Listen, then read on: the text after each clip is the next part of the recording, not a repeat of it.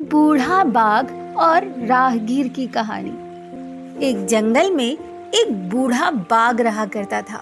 बुढ़ापे के कारण उसका शरीर जवाब देने लगा था। उसके दांत और पंजे कमजोर हो गए थे। उसके शरीर में पहले जैसी शक्ति और फुर्ती ही नहीं बची थी। ऐसी हालत में उसके लिए शिकार करना दुष्कर हो गया था।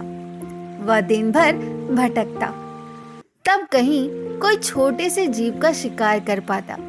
उसके दिन ऐसे ही बीत रहे थे। एक दिन वह शिकार की तलाश में भटक रहा था। पूरा दिन निकल जाने के कारण भी उसके हाथ कोई शिकार नहीं लगा।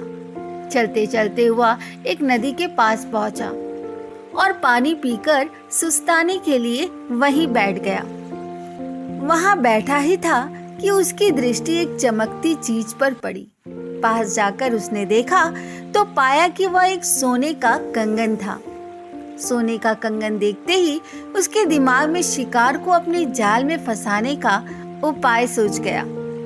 वह सोने का कंगन हर आने जाने वाले राहगीर को दिखाता और उसे वह कहकर अपने पास बुलाता, मुझे ये सोने का कंगन मिला है, मैं इसका क्या करूं? मेरे जीवन के कुछ ही दिन शेष है। सोचता हूँ इसका दान कर कुछ पुण्य कमा लूं, ताकि कम से कम मरने के बाद मुझे स्वर्ग की प्राप्ति हो सके। मेरे पास आओ और ये कंगन ले जाओ।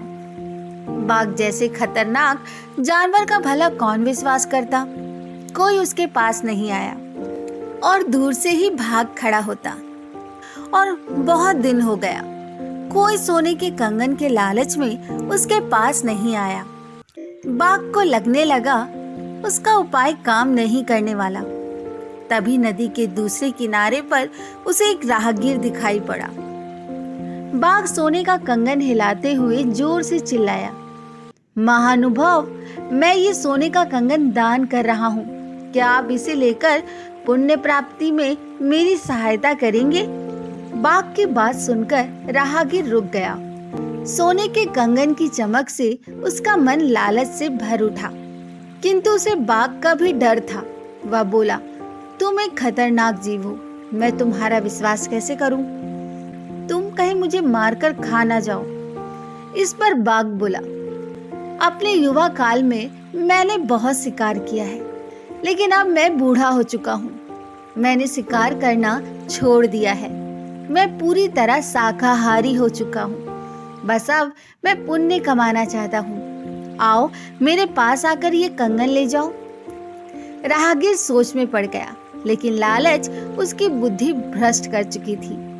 बाघ तक पहुंचने के लिए उसने नदी में छलांग लगा दी।